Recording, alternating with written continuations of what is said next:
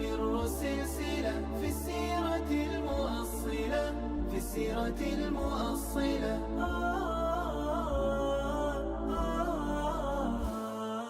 الحمد للہ رب العالمین والصلاة والسلام علی سید المرسلین وعلی آلہ وصحبہ اجمعین، اما بعد۔ غزوات النبی سیریز کے حوالے سے اگلے ایپیسوڈ کے ساتھ حاضر خدمت ہیں۔ اس ایپیسوڈ میں ہم رسول کریم صلی اللہ علیہ وسلم کی قیادت میں لڑے جانے والے ایک اور عظیم معرکہ یعنی کہ غزوہ خندق یا غزوہ احزاب کے بارے میں بات کریں گے۔ یہ دونوں نام اس غزوہ کے قرآن و حدیث سے ثابت ہیں۔ احزاب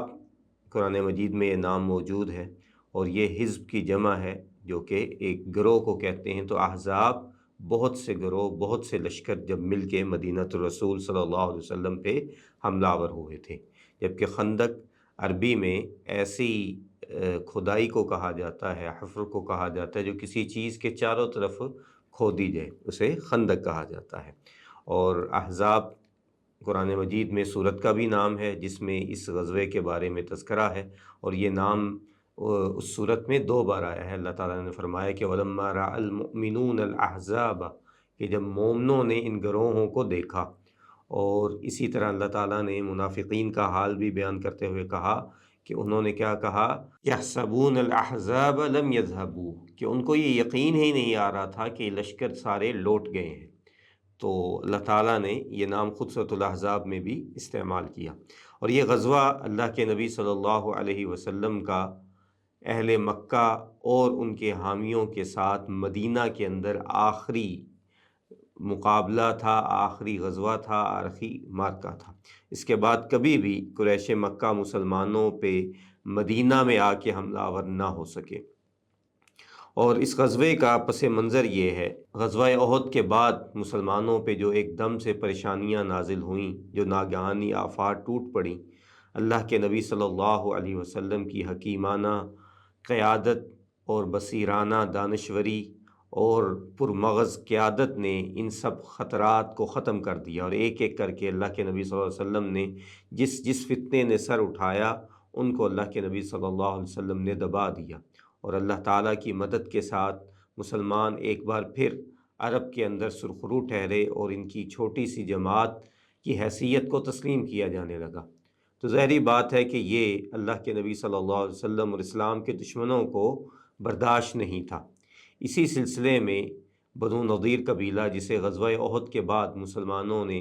اللہ کے نبی صلی اللہ علیہ وسلم کی قیادت میں مدینہ سے نکال دیا تھا، اور یہ جا کے خیبر میں جا کے فروخش ہوئے، وہاں پہ رہائش پذیر ہوئے، تو ان کے بڑے بڑے سردار مل کے ایک وفد کی صورت میں قریش مکہ کے ہاں گئے۔ اس وقت ان کے اندر جو سردار شامل تھے، ان میں حیی بن اخطب جو بنی نذیر کا سب سے بڑا سردار تھا، جس کی بیٹی سیدہ صفیہ بنت حیی رضی اللہ تعالیٰ عنہ بعد میں اللہ کے نبی کے نکاح میں آئیں۔ اسی طرح سلام بن ابی الحقیق اور کنانہ بن ابی الحقیق، اور بنو حذیل سے ابو عمار، اور اس طرح 20 بڑے بڑے سرکردہ یہودی خیبر کے شامل تھے، جو کہ وفد کی صورت میں اہل مکہ کے پاس آئے اور آ کے ان کو کہا کہ بھئی مسلمانوں اور اسلام کا خطرہ بڑھتا جا رہا ہے، اور یہ کہ مسلمان اور اللہ کے نبی صلی اللہ علیہ وسلم ہمارے مشترکہ دشمن ہیں، تو اس لیے کیوں نہ یہ بہتر ہو کہ ہم مل کے اتحاد کریں اور ساتھ ساتھ عرب کے باقی قبائل کو بھی اپنے ساتھ ملائیں، اور ایک بار ہی یکبارگی میں اہل مدینہ پہ حملہ آور ہوں اور ان کا نام و نشان ہی مٹا دیں، اور کوئی اسلام کا نام لینے والا اور محمد الرسول اللہ صلی اللہ علیہ وسلم کا نام لینے والا یا خود اللہ کے نبی کا وجود جو ہے نعوذ باللہ یہ مٹ جائے۔ اور اس سلسلے میں قریش مکہ تو پہلے سے تیار تھے، ان کے تجارتی قافلوں کا رستہ غیر محفوظ ہو چکا تھا، ان کی عزت، ان کی قیادت، ان کی سیادت کو خطرہ تھا، اور جو ان کو ایک مقام اہل عرب کے ہاں حاصل تھا وہ آہستہ آہستہ گھٹتا جا رہا تھا، اور دن بدن ان کے افراد کم ہو رہے تھے اور مسلمان ہو رہے تھے، جبکہ اس کے مقابلے میں کوئی ایک بھی فرد ایسا نہیں تھا جو لوٹ کے مسلمانوں کی طرف سے قریش مکہ کی طرف واپس آیا ہو۔ تو ابو سفیان رضی اللہ تعالیٰ عنہ جو قریش مکہ کے سردار تھے، اور باقی جو قریش مکہ کے لوگ تھے، ان کو یہ تجویز بڑی پسند آئی، اور یہاں تک کہ یہود نے ان کو یہ کہا کہ تم لوگ مسلمانوں کی نسبت ہمارے زیادہ قریب ہو، اور اس کا تذکرہ اللہ تعالیٰ نے قرآن مجید میں بھی کیا کہ اللہ تعالیٰ نے فرمایا کہ الم تر الی الذین اوتوا نصیبا من الکتاب یؤمنون بالجبت والطاغوت، کہ آپ نے ان لوگوں کو نہیں دیکھا کہ جن کو اللہ کی کتاب میں سے ایک حصہ دیا گیا ہے، یعنی کہ کتاب ان کی طرف بھی نازل کی گئی ہے، تو وہ لوگ بتوں پہ اور طاغوت پہ، اللہ کے علاوہ جن کو پکارا جاتا ہے ان پہ ایمان لا رہے ہیں، اور کیا کہہ رہے ہیں، وَيَقُولُونَ لِلَّذِينَ كَفَرُوا هَؤُلَاءِ أَهْدَىٰ مِنَ الَّذِينَ آمَنُوا سَبِيلًا، اور ان کافروں کو جو مشرکین ہیں جو بتوں کی پوجا کر رہے ہیں ان کو کہہ رہے ہیں کہ تم اللہ کے رستے پہ زیادہ ہو اور زیادہ ہدایت پہ ہو ایمان والوں کی نسبت میں۔ تو یہ اللہ تعالیٰ نے سورۃ النساء میں اس کا تذکرہ بھی کر دیا۔ اب یہ یہود کا قبیلہ صرف اس پہ انہوں نے اکتفا نہ کیا، اس کے بعد یہ بنو غطفان کے پاس گئے، اور کنانہ بن ابی الحقیق جو ان کا سردار تھا، اس نے بنو غطفان کے لوگوں کو کہا کہ اگر آپ بھی ہمارے ساتھ مل جاتے ہیں تو ہم خیبر کی جو زرخیز سرزمین ہے اس کے پھل کا نصف، یا ایک روایت کے مطابق 1/3 حصہ تم لوگوں کو دیں گے۔ تو ان کا جو سردار تھا عیینہ بن حسن فراری، وہ بھی اس کے لیے تیار ہو گیا۔ تو ان سب نے یہ منصوبہ بنایا کہ ہم ایک ہی وقت میں مدینہ کے اوپر حملہ آور ہوں گے تاکہ مسلمانوں کو سنبھلنے کا موقع بھی نہ ملے، اور دوسری طرف ہم جب ایک ساتھ حملہ آور ہوں گے تو مسلمان جو ہیں وہ ہمارا مقابلہ بھی نہیں کر سکیں گے۔ تو اب قریش مکہ کے ساتھ صرف وہ خود ہی نہیں تھے، بلکہ ان کے ساتھ ساتھ انہوں نے اپنے جو حلیف تھے، کنانہ کے قبائل، تہامہ کے قبائل، ان کو اپنے ساتھ ملایا۔ احابیش جو ہیں وہ ان کے ساتھ آ کے مل گئے، اور بنو اسد طلحہ بن خویلد کی قیادت میں ان کے ساتھ آ کے مل گئے۔ اور اسی طرح جب یہ قریش مکہ کا قافلہ مر الدہران کی جگہ پہ پہنچا، جہاں پہ 1 سال پہلے ابو سفیان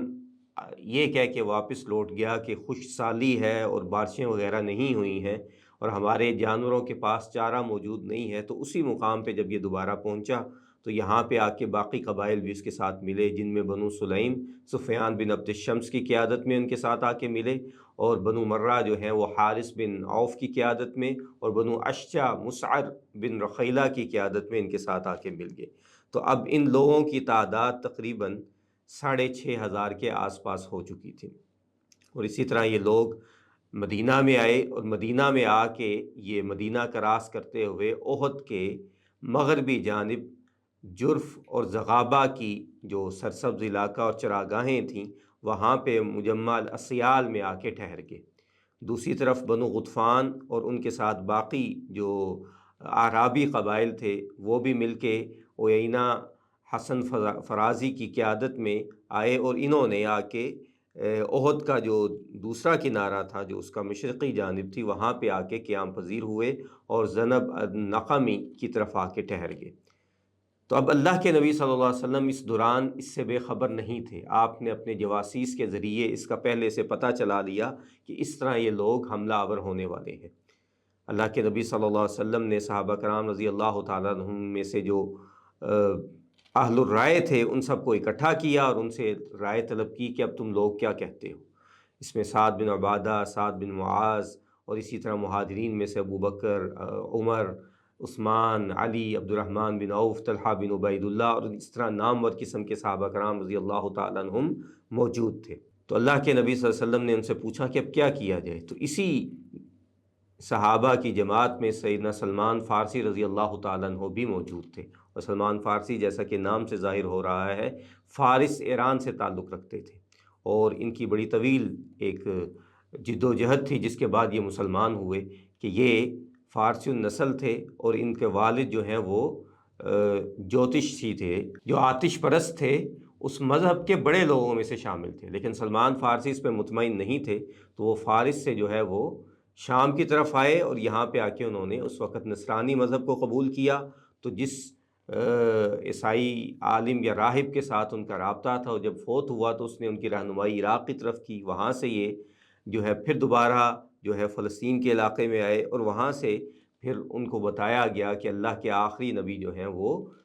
سرزمین عرب میں کھجوروں والی سرزمین پہ جو ہیں وہ ہجرت کریں گے۔ تو انہوں نے ایک یہودی قبیلہ عرب قبیلہ جو تھا وہ وہاں پہ تجارت کے لیے آیا ہوا تھا، ان کے ساتھ معاہدہ کیا اور مدینہ کی طرف سفر شروع کیا جو اس وقت یثرب کہلاتا تھا۔ لیکن رستے میں ان لوگوں نے انہیں دھوکہ دیا اور انہیں فروخت کر دیا، لیکن بہرحال اللہ نے ان کے طلب کو پورا کیا۔ جس نے ان کو خریدا تو وہ یہودی یثرب سے ہی تعلق رکھتا تھا، تو وہ ان کو خرید کے مدینہ میں لے کے آیا۔ تو جب اللہ کے نبی ہجرت کر کے آئے تو انہوں نے آ کے اپنی داستان بتائی، تو اللہ کے نبی صلی اللہ علیہ وسلم نے صحابہ کرام سے کہا تو انہوں نے مل کے ان کو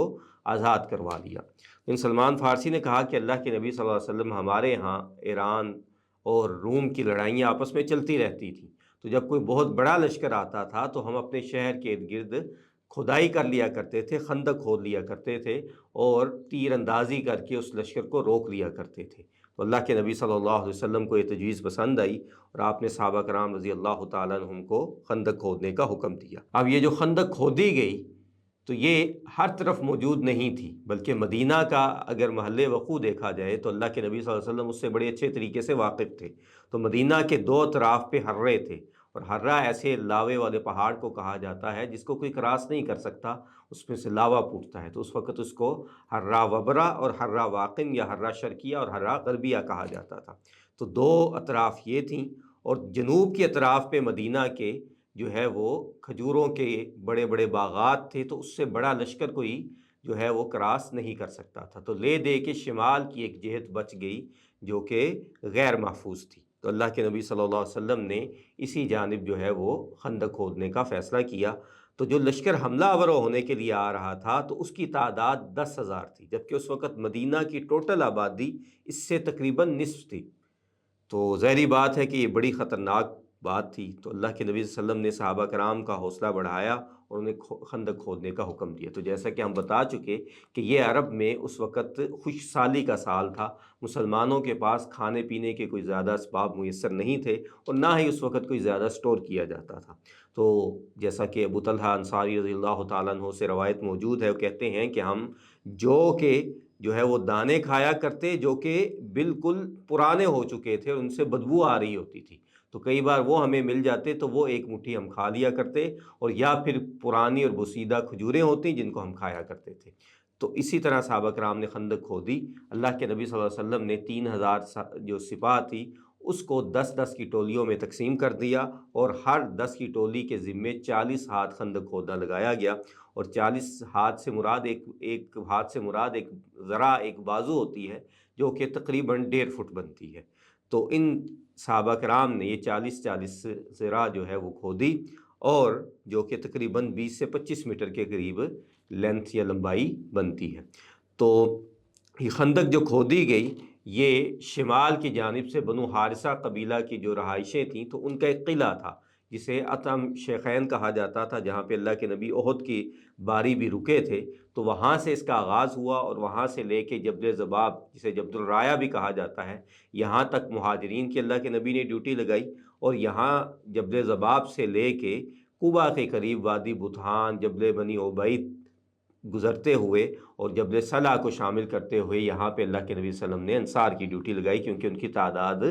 زیادہ تھی تو انہوں نے اس جگہ پہ کھدائی کی۔ اب یہ کھدائی کتنے دنوں میں کی گئی تو اس کے بارے میں مختلف روایات ہیں، 6 دن سے لے کے 2 ہفتے یا 3 ہفتے تک کی روایات موجود ہیں، اور زیادہ جو راجے قسم کی روایات ہیں وہ 2 ہفتے کا وقت ہے کہ اس میں صحابہ کرام رضی اللہ تعالیٰ عنہ نے اس خندق کو کھودا، اور جب یہ لشکر یہاں پہ پہنچے تو مسلمان یہ خندق پوری کر چکے تھے، اور یہ خندق کی لمبائی جو ہے یہ تقریباً جو ہے 5.5 سے 6 کلومیٹر کے درمیان تھی، اور اس کی جو چوڑائی ہے وہ اتنی تھی کہ اس کو گھوڑا کراس نہ کر سکے۔ تو جو مورخین یا اہل السیر نے جو بیان کی ہے وہ 3 سے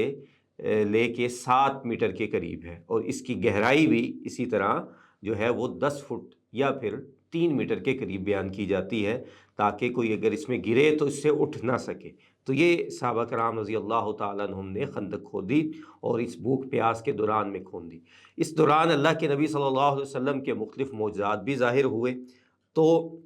حدیث میں آتا ہے کہ صحابہ کرام یہی جبل ذباب پہ ایک چٹان تھی جسے جبل الرایا بھی اب کہا جاتا ہے، اور یہ جگہ اب بھی موجود ہے، اور یہاں پہ ایک چھوٹی سی مسجد بھی ہے، تو یہاں پہ ایک بہت سخت چٹان تھی۔ صحابہ کرام نے پوری کوشش کی کہ اس کو کھود لیا جائے، جیسا کہ سیدنا جابر بن عبداللہ سے روایت موجود ہے، لیکن وہ اس کو نہ کھود سکے۔ حتیٰ کہ اللہ کے نبی صلی اللہ علیہ وسلم کے پاس درخواست لائی گئی۔ اور اس وقت صورتحال کیا تھی کہ خود ابو طلحہ انصاری بتلاتے ہیں کہ ایک دن ہم خندق کھود رہے تھے تو ہمارے پیٹ پہ پتھر بندھے ہوئے تھے بھوک کی وجہ سے۔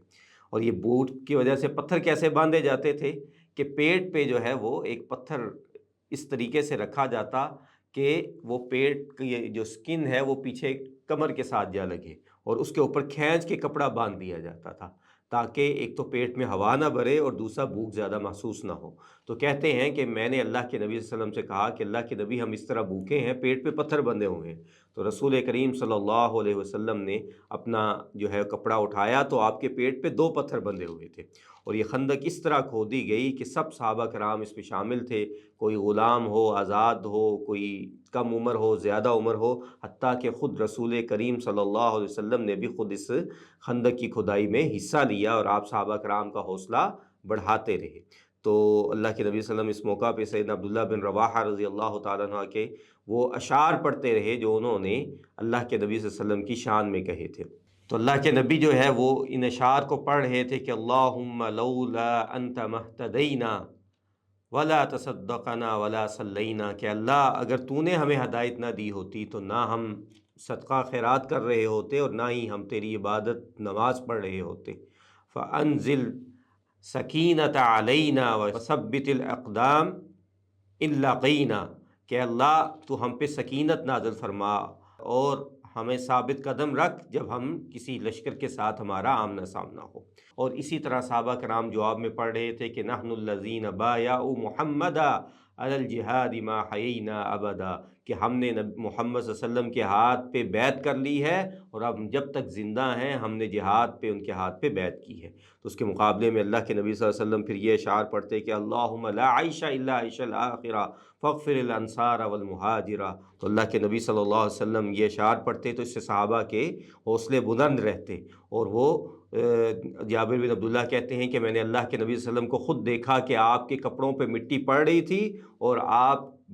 کے اوپر دھول پڑ رہی تھی، اور آپ اس حالت میں مٹی جو ہے ہاتھوں سے پیچھے کر رہے تھے۔ تو یہ بھی ذہن میں رکھنا چاہیے کہ مدینہ کی سرزمین پتھریلی زمین ہے، اس کو کھودنا کوئی آسان نہیں تھا، اور وہ بھی اس وقت کہ جب کوئی جدید اوزار موجود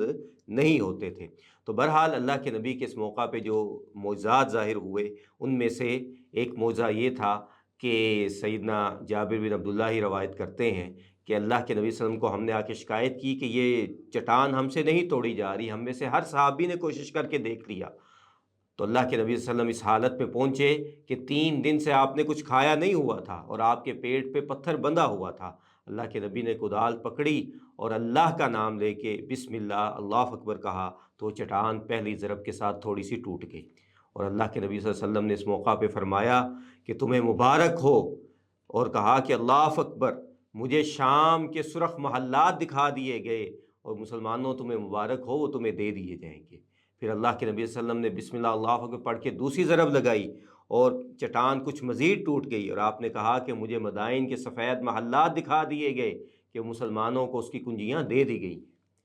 اور پھر اس کے بعد اللہ کے نبی صلی اللہ علیہ وسلم نے تیسری ضرب لگائی اور کہا کہ مجھے یمن صنعاء کے پھاٹک نظر آ رہے ہیں کہ مسلمانوں کو اس کی کنجیاں دے دی گئی۔ تو یہ اس وقت 3 بڑے مقامات تھے، روم اور ایران سپر پاور تھیں، اور کوئی یہ تصور بھی نہیں کر سکتا تھا کہ مسلمانوں کی کمزور سی جماعت ان کو فتح کر سکتی ہے۔ لیکن اللہ کے نبی صلی اللہ علیہ وسلم نے جب یہ خوشخبریاں دیں تو اس سے مسلمانوں کے حوصلے بڑھ گئے، اور صحابہ کرام جو ہیں ان کو یقین آ گیا کہ اللہ تعالیٰ ہمیں ضائع نہیں کرے گا۔ اسی طرح سیدنا جابر بن عبداللہ ہی کہتے ہیں کہ ایک دن میں نے جب دیکھا کہ اللہ کے نبی شدید بھوکے ہیں تو مجھے بڑا جو ہے وہ یہ محسوس ہوا کہ اللہ کے نبی کو کچھ کھلا دینا چاہیے۔ کہتے ہیں کہ میں اپنے گھر میں گیا اور اپنی بیوی سے پوچھا کہ کچھ کھانے کو ہے، تو اس نے کہا کہ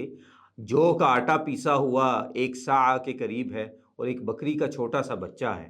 تو ہم اہل خانہ کے علاوہ 2 یا 3 افراد اس کھانے کو کھا سکتے ہیں۔ تو کہتے ہیں کہ میں نے اپنی بیوی سے مشورہ کیا اور کہا کہ اللہ کے نبی ان کے 1-2 قریبی ساتھیوں کو دعوت دے دیتے ہیں تاکہ وہ کھانا کھا لیں۔ اور میں اللہ کے نبی کے پاس گیا اور اپنی بیوی کو کہا کہ تم کھانا تیار کرو، تو انہیں اللہ کے نبی کو میں نے بڑی رازداری سے آ کے کہا کہ اللہ کے نبی اس طرح آپ میرے گھر میں کھانا کھا لیں۔ اللہ کے نبی صلی اللہ علیہ وسلم اس وقت جبل صلاح پہ تشریف فرما تھے، جو کہ فوجی مرکز اور ہیڈ کوارٹر تھا جہاں پہ اللہ کے نبی کا خیمہ لگایا گیا تھا، اور اس کے قریب ہی جابر بن عبداللہ رضی اللہ تعالیٰ عنہ کا گھر تھا۔ تو کہتے ہیں کہ اللہ کے نبی نے بآواز بلند اعلان کیا کہ آج کا کھانا جابر بن عبداللہ کے گھر ہوگا۔ تو کہتے ہیں کہ میں اس پہ پریشان ہوا، تو اللہ کے نبی نے کہا کہ جب تک میں نہ آؤں تو نہ آٹے سے روٹی بنانا ہے اور نہ ہی جو ہے ہانڈی چولہے سے اتارنی ہے۔ تو اللہ کے نبی صلی اللہ علیہ وسلم جو ہے ایک روایت کے مطابق 1700، ایک روایت کے مطابق 1500، ایک روایت کے مطابق 1000 لوگوں کے ساتھ جابر بن عبداللہ کے گھر تشریف لے کے گئے۔ آپ نے اپنا لعاب مبارک بسم اللہ پڑھ کے ان کی ہانڈی اور آٹے میں ملایا، اور وہ روٹیاں پکتی گئیں، صحابہ کھاتے گئے، سالن آتا گیا، صحابہ کھاتے گئے۔ اور جابر بن عبداللہ کہتے ہیں کہ جب اللہ کے نبی تشریف لے کے گئے تو ہانڈی جو ہے وہ اس طرح تھی کہ سالن ابل ابل کے باہر آ رہا تھا، اور آٹے والا برتن بھی جو ہے فل جو ہے وہ ابھی ایسے تھا جیسے اس میں سے روٹی بنائی ہی نہیں گئی ہے۔ تو یہ بھی معجزہ اس موقع پہ پیش آیا۔ اور اسی طرح نعمان بن بشیر رضی اللہ تعالیٰ عنہ کی بہن نے ایک دن کچھ پلیٹ کے اندر کچھ کھجوریں 2 مٹھی کے قریب لے کے آئیں، تو اللہ کے نبی کے پاس سے گزری، چھوٹی بچی تھیں، تو اللہ کے نبی نے پوچھا کہ کیا ہے؟ تو کہنے لگیں کہ اپنے بھائی اور اپنے ماموں کے لیے کھجوریں لے کے آئیں۔ اللہ کے نبی نے کہا کہ اس کو یہاں پہ رکھ دو، اور آپ نے اس پہ بھی بسم اللہ پڑھی، اور اس کے بعد پورے لشکر کو دعوت دی، اور سارے لشکر نے اس کو سیر ہو کے کھا لیا۔ تو یہ سب واقعات جو ہے وہ غزوہ خندق کی تیاری کے دوران جو ہے وہ پیش آئے۔ تو اب اس میں منافقین کا کیا کردار تھا، یہود کا کیا کردار تھا، اور کس طرح اس پہ مشرکین مکہ اور ان کے حلفاء نے کیا رد عمل ظاہر کیا خندق کو دیکھ کے، تو اس پہ ہم انشاءاللہ اگلے ایپیسوڈ میں بات کریں گے۔ تو اس وقت تک اجازت دیجیے۔ بارک اللہ فیکم، وآخر دعوانا ان الحمد للہ رب العالمین۔